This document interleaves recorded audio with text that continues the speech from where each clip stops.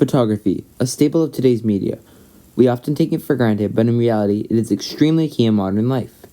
We see photos of someone swimming in the crystal clear water of a beautiful tropical beach on Instagram, or a photo of Canadian soldiers attempting to keep the peace in Syria.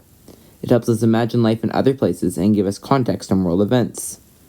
But photography is a relatively new form of media. It only came about during the early 20th century.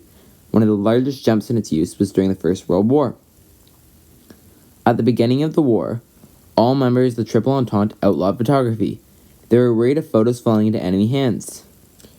In 1916, the Canadian Expeditionary Force, or the CEF, employed 7 professional photographers to document the war. These photos carved out a major effect on the war. Photos were suddenly being used as propaganda, as well as their uses in espionage and scouting. Additionally, most governments now have photographic records detailing the grueling conditions and brutality of the war. The Canadian War Archives are particularly large and detailed. This is important as they provide photographic evidence to historians and the public of conditions of the war.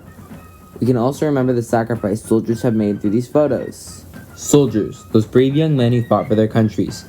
Although it is often romanticized to be a heroic, exciting lifestyle, this was not true during World War I. Much of the time it is a lifestyle filled with terrible living conditions, in addition to shocking brutalities which can scar them for life. In order to discover the effect World War I had on ex-soldiers, we will be looking at the story of Frank Oxley Budden. Frank Oxley Budden was many things: a soldier, a statistician, a kind and loving father, and a veteran. During the war, he was stationed in France and was a member of the cavalry. Then he got promoted to the rank of sergeant by the end of the war. Pre-war, he worked with the Canadian National Railway with the munitions branch. In March 1915, he enlisted with the CEF. During the war, Frank was placed on the Western Front in France. One story he told was during one of the battles, his horse was shot out from underneath him. After this, he was issued a donkey, as there were no available horses. He bonded with his donkey greatly. When this donkey ended up dying, he lied down next to it and cried. Soon after this, he was transferred to the infantry. This was due to cavalry's limited use later in the war.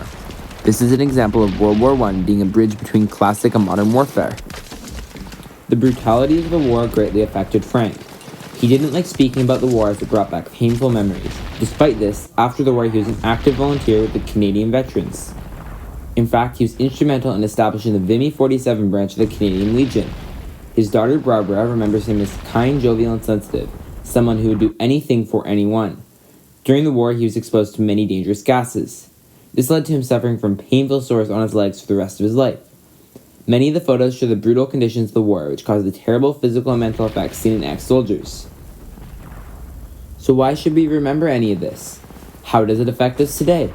It comes down to what these soldiers and artifacts represent, and their historical significance.